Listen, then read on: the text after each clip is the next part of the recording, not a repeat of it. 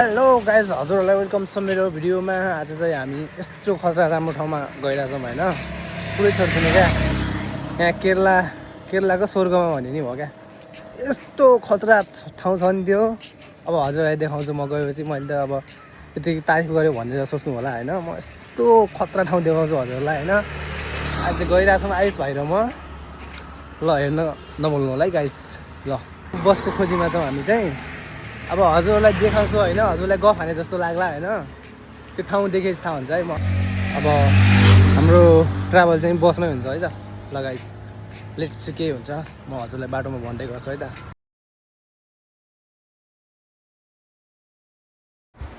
ल गाइस, हाम्रो चाहिँ यात्रा समुद्रदेखि माथि पाहाडसम्म छ। अहिले चाहिँ हामी समुद्रको कुनामा छौँ भने चाहिँ हाम्रो यात्रा चाहिँ माथि पाहाडसम्म रहनेछ। अहिले चाहिँ हामी बसमै छौँ, किनकि हाम्रो बसको यात्रा चाहिँ धेरै लामो नै रहेको छ। 3-4 घन्टाको रहेको छ।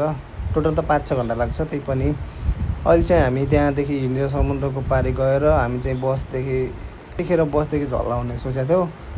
बसमा पनि दिक्क लागिसकेको थियो साथी। त्यतिखेर जाँदा जाँदै बाटोमा यस्तो राम्रो भ्यू देखेको बेसीको होइन।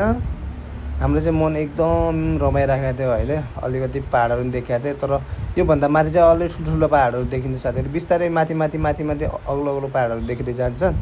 अनि त्यहाँपछि चाहिँ हामी माथि अग्लो पाहाडमा गइसकेका थियौँ। त्यसपछि हाम्रो चाहिँ यो स्वर्ग जस्तो ठाउँ फाटहरू होइन, ठ्याक्कै हाम्रो इलाम जिल्ला छ नि त्यस्तै छ क्या यो ठाउँ पनि। अनि चाहिँ हामी चाहिँ एकछिन होटलमा बसेर उता नास्तासास्ता खाएर एकछिन गफ गरेका थियौँ। त्यसपछि चाहिँ हामी त्यहाँदेखि निस्किनु पर्ने हुन्थ्यो। मैले चाहिँ त्यहाँदेखि गएर अनि फेरि हामी बसमा गयौँ है। हाम्रो यात्रा चाहिँ आज बसमै नै थियो नि त। अब लामो थियो बसको यात्रा। यो चाहिँ हाम्रो ठ्याक्कै भन्नुहोस् त गाइजहरू, यो स्वर्ग जस्तो ठाउँ छ कि छैन होइन। ठ्याक्कै इलाम जिल्लाको यो चाहिँ चियाको फाटहरू हो, चिया बगान हो है। यसमा चाहिँ सब मान्छेहरू काम गर्छ। अहिले चाहिँ बारिसको कारणले मान्छेहरू छैनन्। म चाहिँ त्यहाँ भ्यू हेर्दै बसमा होइन रमाइरहेको थिएँ। अब यस्तो मन रमाइरहेको थियो, तर बाहिर झरेर फोटो भिडियोहरू खिच्न पाएन। त्यसको लागि आइएम सो सरी गाइजहरू। अब त्यस्तै भयो। अर्कोचोटि जाँदाखेरि चाहिँ पक्कै पनि म फोटो भिडियोहरू लिएर आउँछु। त्यो चाहिँ हाम्रो यात्रा चाहिँ बसमै रहने भएकोलाई चाहिँ हामी बस ठाउँ रोकिँदैन क्या यसरी चाहिँ। अनि त्यति हेर्नु भएन, जति हेऱ्यो अब मोबाइलमै फोटो खिचिया हो त्यही बसदेखि। अब त्यस्तै हुन्थ्यो क्या। अनि एकछिन नजिक गएर हेरेको त त्यहाँको फाटहरू, त्यो बगैँचाहरू, गार्डनहरू, यस्तो खतरा ठाउँ गाइजहरू, यस्तो खतरा। म फर्स्ट टाइमै गएको हो यस्तो राम्रो ठाउँमा चाहिँ। म थाहा थिएन।